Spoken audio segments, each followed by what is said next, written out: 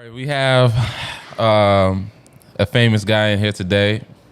He is my high school's arch rival. We have a classic East-West battle here today, but we welcome to another episode of. We still don't have a name yet, but we're figuring that out. So we have Byron here today. Byron, nice to have you on the show. Nice to meet you. Nice to meet you.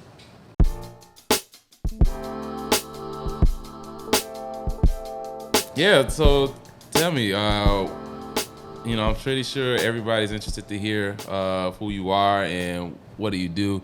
So let's start out with that. Okay. Who am I? Who is Byron Banks? Byron Banks is a dad. Byron Banks is a husband. Former athlete. Played baseball in college.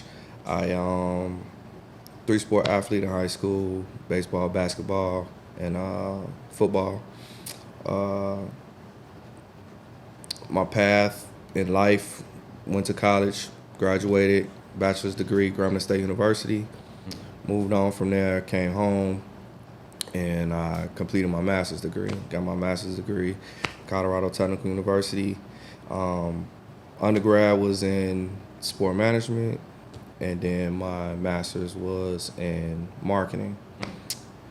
Heck of a resume. Yeah, man. And what's crazy is what I do for a living is nowhere near either one of those. My main job that I do is I'm a probation officer. So That's what I do to feed my kids, feed my wife, feed my family. And I started to stumble into what I truly wanted to do. Which when you go to college, you probably don't really never truly know what you want to do. Sometimes some people got it right when they went, some people didn't, and just truly finding yourself and what makes you happy. I started to, seek what makes me happy outside of, my household and my kids and my family. And I found that it was graphic design and photography. The other thing is coaching my sport, which goes hand in hand with the sport management. And I got a whole story about that little piece as well, as far as how I got into the sports part. But that's basically who Byron Banks is. Byron Banks. Yeah, that's who Byron Banks is. So I like to say, this actually is a pretty cool guy we got here, except for him being a pirate. Yeah. This guy's pretty cool. He's shown me a couple of things with his graphic design that I believe is next level and is just a little bit different. He approaches it from an artistic standpoint and really is able to simplify a lot of things. So I'm a fan of his work, actually. Only thing I'm not a fan of is that he's a pirate, but he has. I'm gonna keep just putting that out there. But and so, Byron, let's get into a little bit of the business side when it comes to like your graphic design, your photography, which I think people really appreciate about you a little bit more. Is the photography side, and how do you do that business for yourself? Okay. So pretty much my business, SouthpawSolutions. SouthpawSolutions, I'm a left-handed person, so that's where the southpaw comes from. And when I started my business, just thinking about, man, what am I gonna name it? And I wanted something to where I can expand, because I just started off really doing the graphic part. So I was like, Southpaw Solutions, because I'm solving problems. I got the solutions to a lot of people's problems, business problems, design problems, things like that. So I named it Southpaw Solutions. How did I get started with it?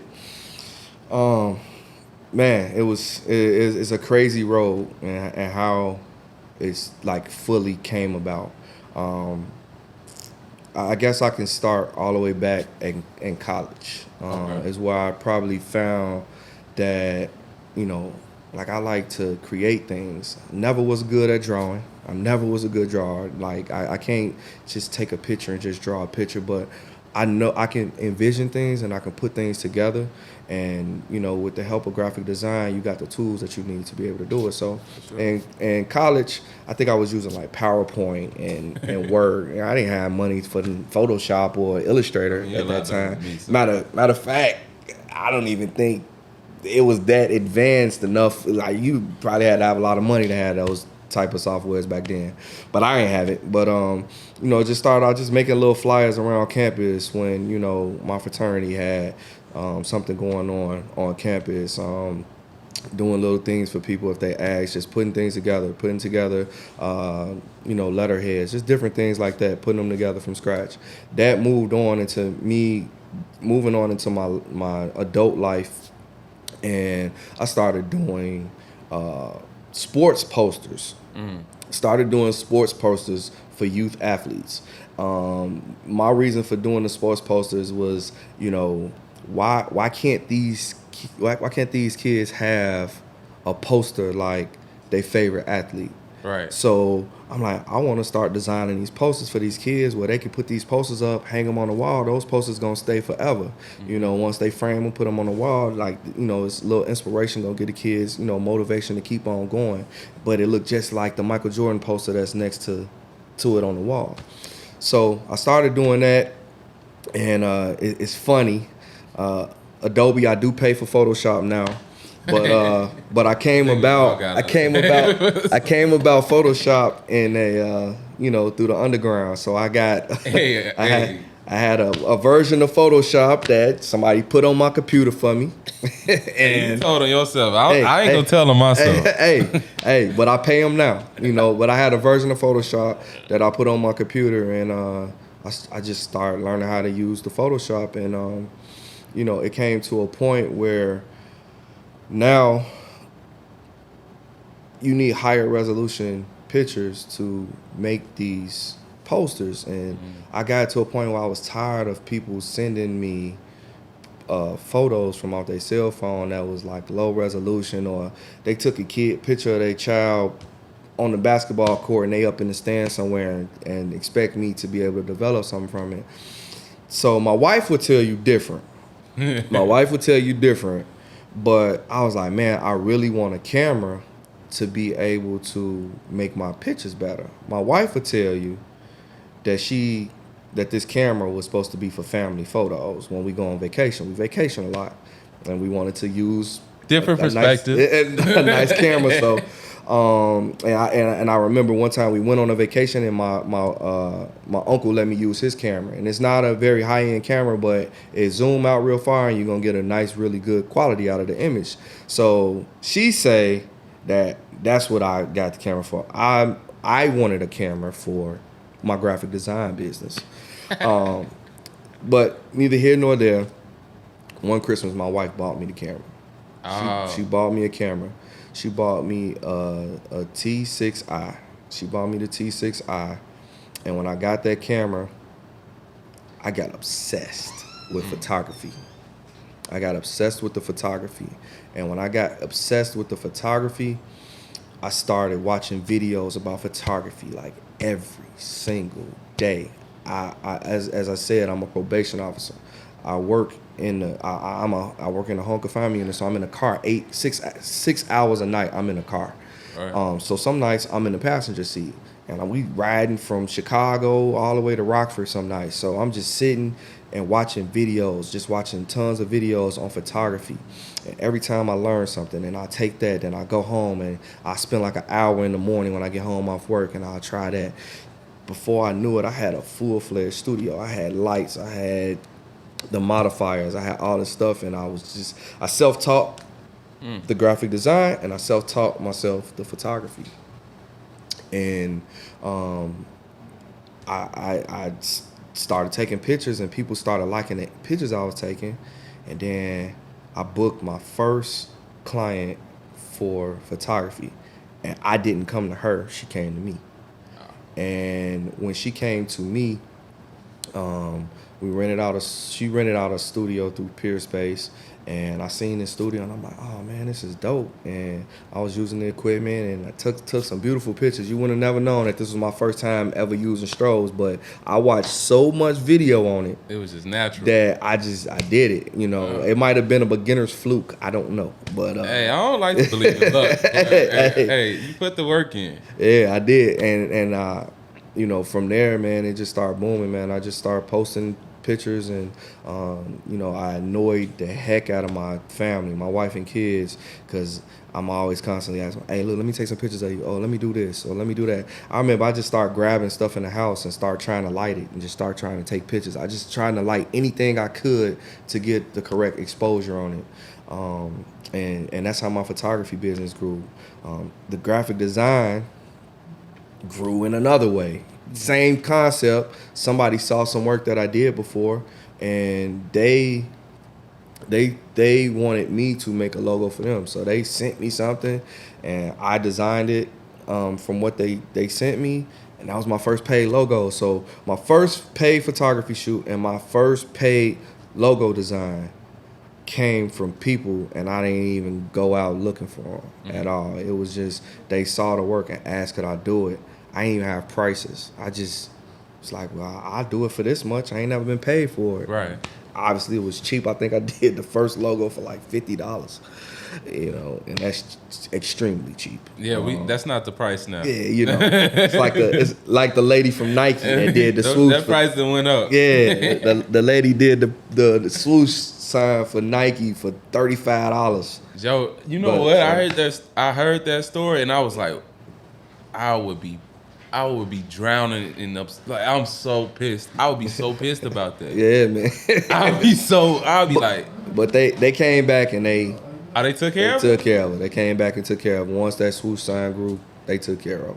Oh, yeah. Man. Well, shout out to Nike for that. I think she might have stock in Nike. I don't know. Don't give me the line on this mic. Hopefully they gave us something, because I would wake up sick every day. Like I designed the biggest shoe logo in history. Mm-hmm. Like, I would be sick, but so that's a really dope story. I really like how you just brought everything together, and it really. Do you think, I'm kind of rambling here, but do you feel that your background in sports helped you to excel in those areas where it's like, in sports, a lot of times you really have to zone in and just, focus on one task at a time. Mm-hmm. So as you got into photography, did that sports mindset carry over? And were you able to carry that? If yes, were you able to carry that over and apply those same principles? You get what I'm saying? Yes. And to answer your question, absolutely. Absolutely, yes. When you play competitive sports, and I mean, baseball took me to Division I college level baseball. When you play sports like that, there's a certain type of mindset and there's a certain type of work ethic that you have to have. There's a certain type of desire to want to be great in that particular sport that carries over into your life.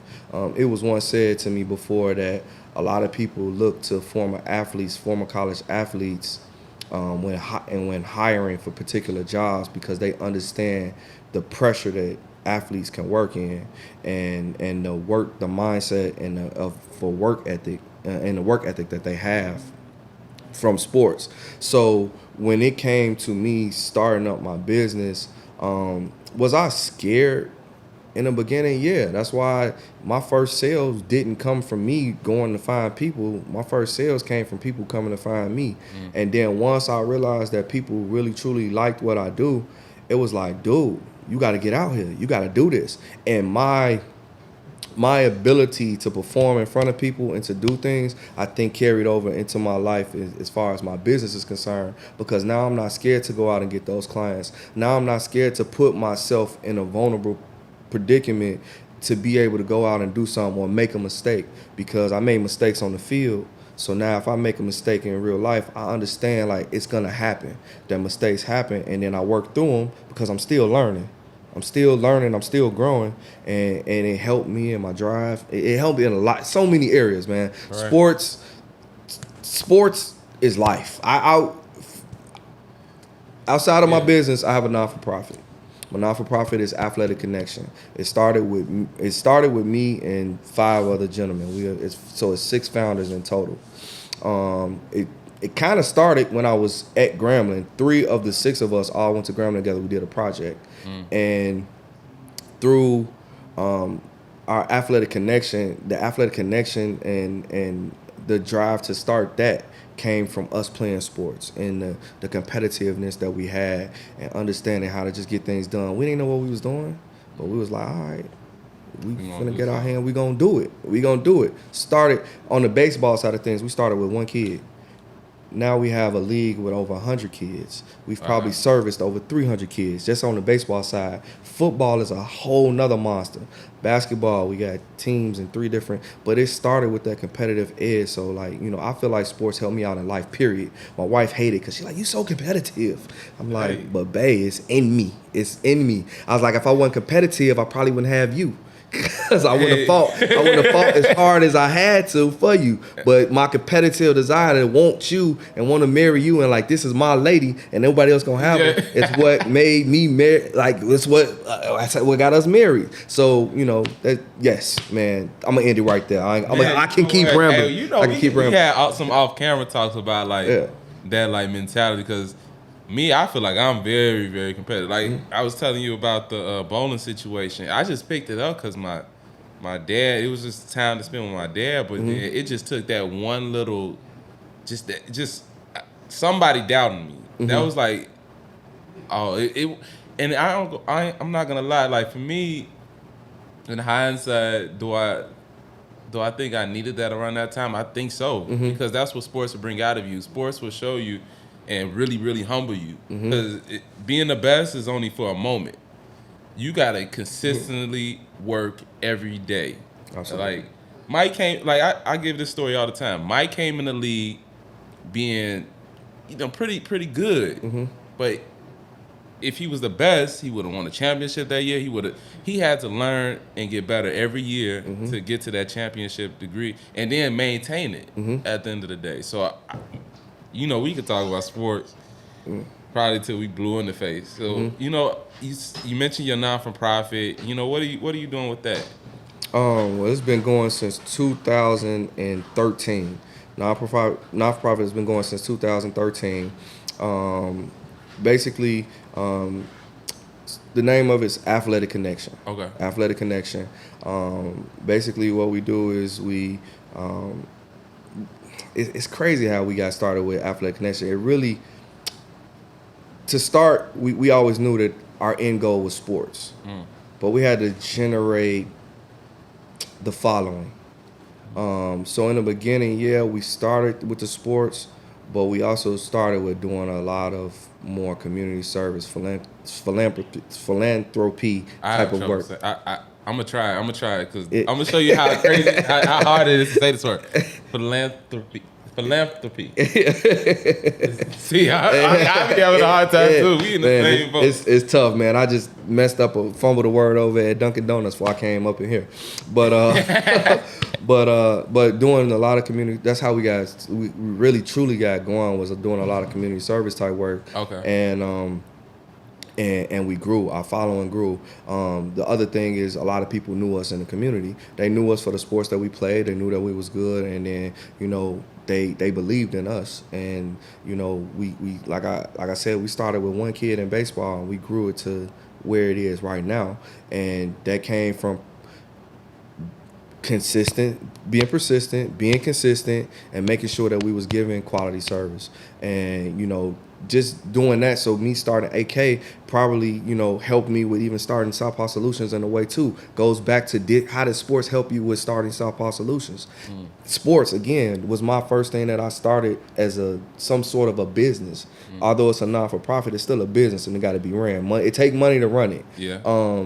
But, just that competitive edge in sports, that I think in playing sports is what grew Athletic Connection, grew SouthpawSolutions.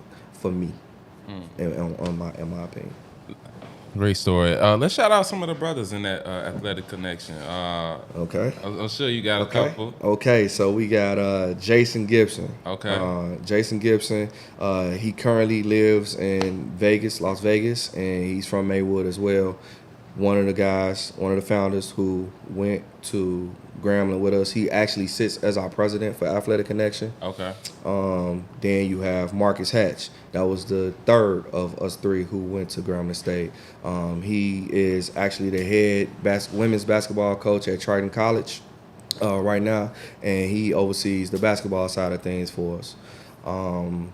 Then you have Darnell Brown. Darnell Brown is the brother of Jason Gibson. He's the older brother of Jason Gibson. He runs the football side, but he's also our resident trainer. Like all our kids, when we getting that work, we sending them to Coach Brown. He gonna get that work out of them. Then you have my brother Chris Banks.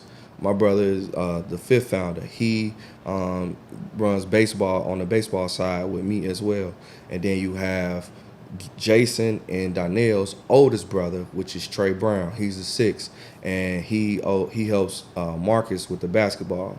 Now with basketball, those are the six founders. Mm-hmm. Like I said earlier, we have 3 locations that we are in for basketball. So with Chicago, Las Vegas, and Las Vegas is where Jason is, and then you have Dallas, Texas. Dallas, Texas is Cass. His name is Cass. He went to Carthage University with Jason before Jason transferred.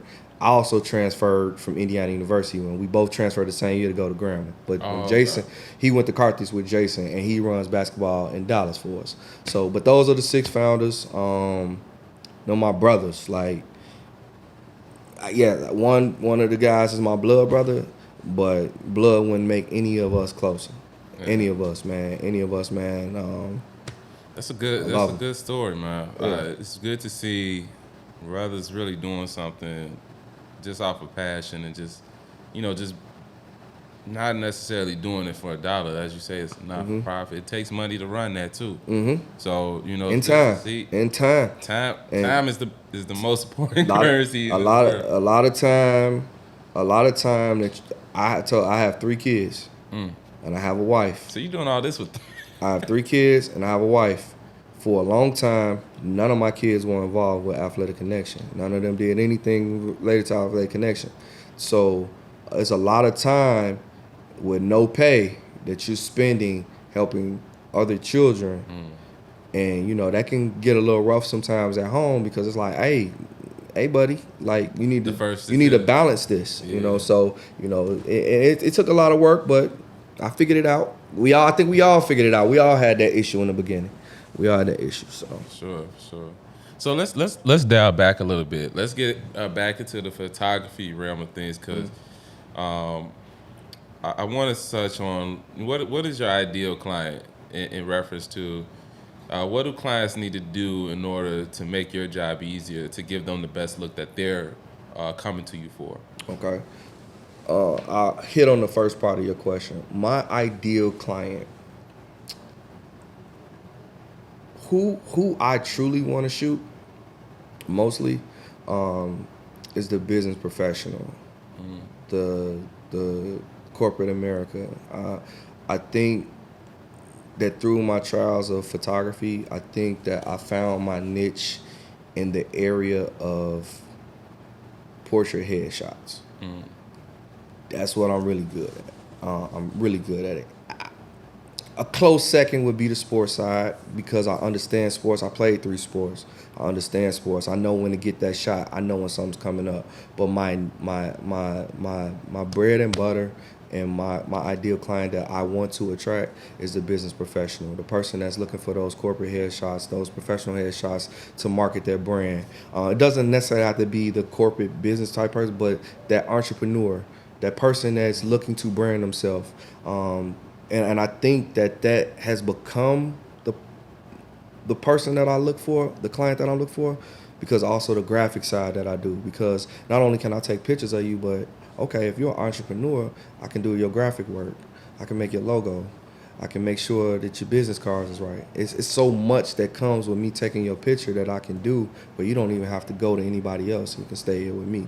So that's my ideal client. What does a client need to do before they come to you to make it your job easier in the sense of capturing their vision. Okay. Because I feel like a lot of times clients come and they'll just say, I want this, but they don't realize what they need to do to give the person the amount of material or resources that they need to do to perform that vision. Because it could be a conflict of interest sometimes. Like, as a creative, if somebody's just saying, here, you're a creative, so you're going to think about it in the most creative way, but if a client still is stuck on this type of idea, their brain could be set to this way or this way, and then not really understand the process. So can you break down a little bit of, how a client can present themselves to you to give you the amount of resources that you need to do to create their vision? Okay. So I'm happy you asked me that question. And the reason why I'm happy you asked me that question is because in the beginning, I didn't even know what I needed from a client in order to make that process smooth for the both of us. Me knowing what they need and them knowing what's expected of me. So what I started to do is I started to develop my own little systems. And I can't say that they're my own systems. It came from my YouTube video watching of other professional photographers. The very first thing is someone reaches out to me, hey, I need professional headshots. For what? What do you need professional headshots for? So what do? I stop them in their track. First thing why I stop them in their track is because I need you to understand that there's a process that you got to go through when you book me. And you got to make sure that they respect your time and that they respect the process that they got to go through. So what's the first thing I do? Okay, I see you looking for professional photos. I send them over a link to my website for my booking site. They go book me for a free consultation. Once they book me for that free consultation, now I'm on the phone with you and we're talking. And now that's when I'm asking, okay, so, what do you do for a living? What do you need these pictures for? What are you going to use them on? When are you looking to have these pictures done? Are you looking for indoor? Are you looking for outdoor? What type of mood are you trying to say? I'm starting to ask these different questions. So now, in my mind, I know what different type of packages I have. I know how long it's going to take me to shoot whatever it is that they want. And now I have an idea from this consultation, and it's not just a DM or a text message. Hey, I need some pictures. And now we're on a professional track. But now you understand that I have processes. So now we go through that. Tell them what package is going to be like. Okay, this is going to take me an hour. It's going to take me 30 minutes. This will take me 2 hours. Give them the cost, and then the next phase of that process is I make people pay a 40% deposit. And I tell you, remind me later to tell you why I make people pay a 40% deposit. And I also make them sign a contract. And I'll tell you why an event where that totally was like the best thing that I ever did in my life. Really? Yeah. You know what? So, I found that if people aren't invested, people seem to forget. Oh, yeah. I hope the camera can get like that. Because what they gonna do, they gonna shop around. They gonna find Pookie. They gonna find, A through Z, and might be a cheaper price. Yep. Might be a quicker process. But their process might not give them that type of look, and now they coming back already, like upset, and sometimes they don't realize they putting themselves in their own troubles. But I don't even take you serious anymore unless you pay your deposit and sign the contract. I don't even take you serious. Like it's not serious. From your inquiry is not. I mean, it's always inquiry is always going to be serious. Whenever you get a hot lead, you got to act on that hot lead, and you got to act on it quickly. Absolutely. But it's still a hot lead. It's not a conversion yet, right? So you're not a conversion in my mind until you pay your deposit and that contract is signed. Once that's done, then I send, I talk to you about, all right, leading up to the date, I'm asking you what type of clothes are you going to wear. I kind of give them, if it's a corporate shoot, you don't want to have a bunch of patterns on your clothing. You want to have nice solid colors, something professional.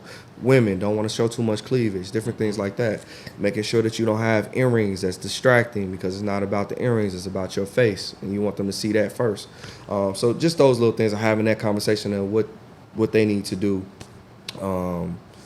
coming in and what to expect when they come into the studio. And then they come to my studio or I go to them, whatever the case may be, as far as what we decided on where the shoot is going to take place at. All I want you to do is come ready to and have some fun. I'm going to play some music for you. I ask them, like, hey, what do you like to listen to? Because I want you to be as comfortable. Majority of the people I shoot are not models. I don't think I've ever shot a model, period. I've never shot a model. That's you know what? Yeah. It's a famous thing that photographers, they only get in the game to do that. But it's people like yourself that really, really care and really, really dig deep into it and really like look at the art of it. Yeah. So all photographers are not creeps. All photographers don't want to shoot naked women. I don't even want to disrespect my wife in that way. Certain type. If you come to me and wanting like a very revealing shoot, then I'm not the photographer for you. So that would be not an ideal client for me. I've had a couple clients who might have a little bit, but it wasn't nothing. I'll never disrespect my wife in that way because I know she's never said it to me, but I know my wife, and I ain't finna be shooting no half naked women. So that's not me. Yeah. If I ain't got to, it's a famous saying that I forgot, but if you don't have to, basically what I'm trying to say is don't create any troubles or potential troubles for yourself that you can avoid. It's like no reason for me to do that. You know what? Okay, the money might be there, but then it's like I got to deal with all of this, and it's like the risk reward is just not there. Yeah. But I think what you touched on is just the levels between yourself and another photographer is having those conversations with a client. Well, hey, I want professional headshots. Well, let's walk down what a professional headshot looks for you. Are you doing this on Instagram, LinkedIn, Facebook? Exactly. Are you trying to blow this up to a poster board or something like that? So it's those key questions that I think provides value to your business, is that it just shows the separation of levels. You know, dealing with sports is like when you play that basketball, for example, when you think you good and then you play somebody and you like, okay, I could just shut them down, but this person hits you with unimaginable moves out of this world. You like, I'm sticking the bet. You really giving forth your effort, but it's just levels. You just reached another level where you just can't. You're not there at this time. So exactly. I think that shows just you explaining how your process is and how you can capture other people's images, because it really cuts out a lot of confusion in a way. All right, you want me to hit on that? Yeah, let's hit on that. Okay. So, confusion. I had a client to reach out to me. And she was reaching out to several photographers. But the systems that I put in place, we got to the location for the shoot. I showed up, had all my gear, and another photographer showed up, had all his gear. What separated the two of us was I made her pay a 40% deposit, and I made her sign a contract. I'm the photographer. You know what I'm saying? And me putting those things in that place, had I not had those type of things in place, then now she's standing there and she could, well, I want him. And I just packed up all the stuff, did all this preparation for nothing, right? And that eliminated a problem for me by having those things in place. She said, and I don't even know how this happened, honestly. I don't know how she could have possibly booked two photographers for the same shoot.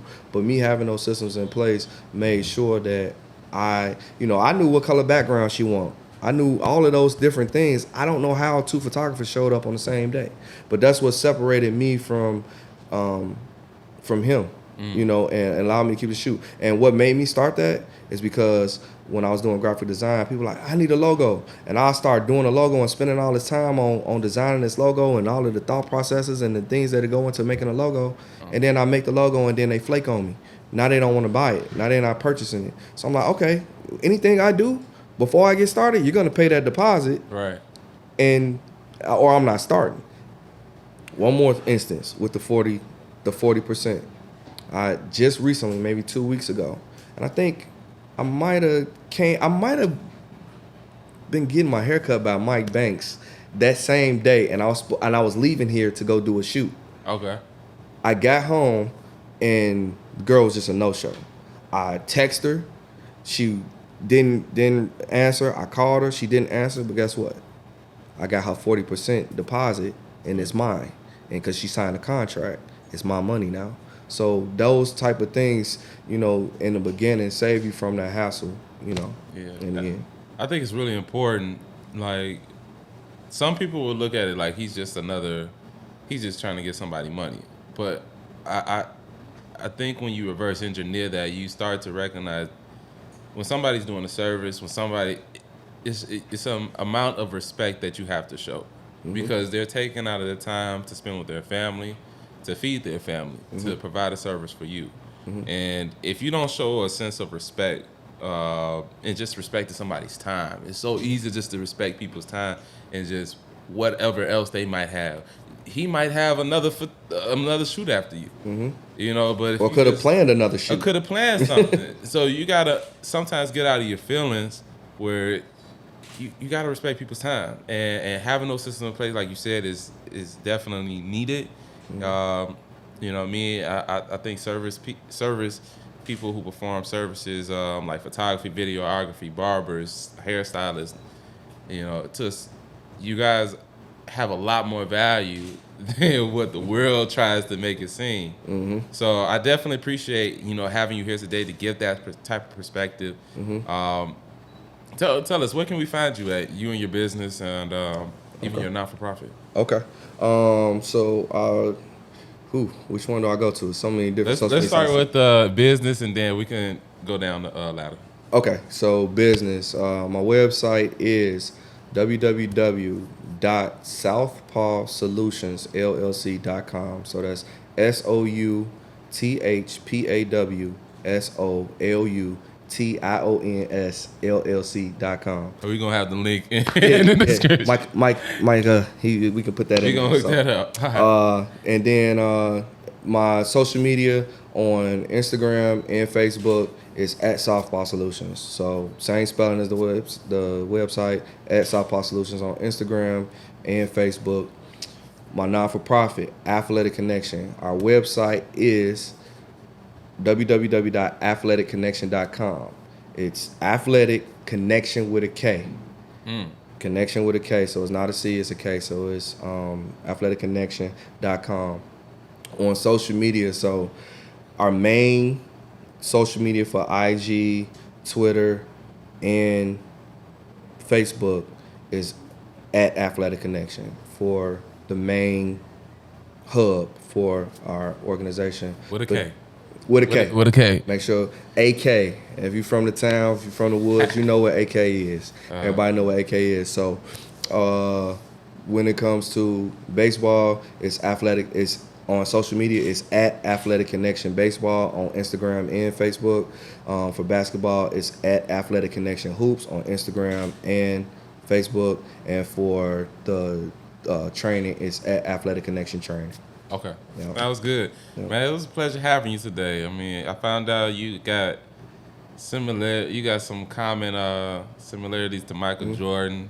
Some great side. Hey, I'll take that. You compare me to Mike, man. I'll take that. Man, can you tell us a little bit about that? Can you share that? About what? Yeah, what I almost got beat up about. You're talking about. I almost got beat. Tell them how I almost got beat up. So when I first started talking to him, we sitting in here, and I think I said something about a fraternity. This guy asked me, "Oh, are you an alpha?"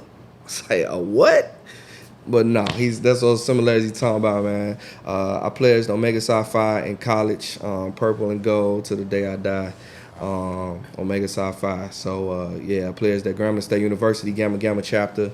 Greatest chapter alive, hard as a hammer. I mean, no trouble to any Q out there. I know all of y'all are like 260, 6'7", I don't want none of those problems. Right. No, but seriously, you gotta know I got the purple and gold on my logo. I got purple and gold Air Maxes on. Come on. Hey, I almost caught a beating in here today. Nah, it's not. But yeah, man. Hey, Byron, like I really appreciate having you here. And hopefully we can have you again. Yeah.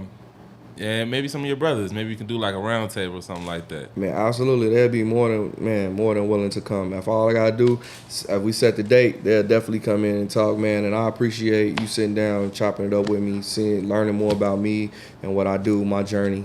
It's been a pleasure. So I truly enjoyed it. Man, I appreciate it, man. It was good having you. And this is episode 6 of the Still Gotta Find a Name podcast. All right, we good. All right.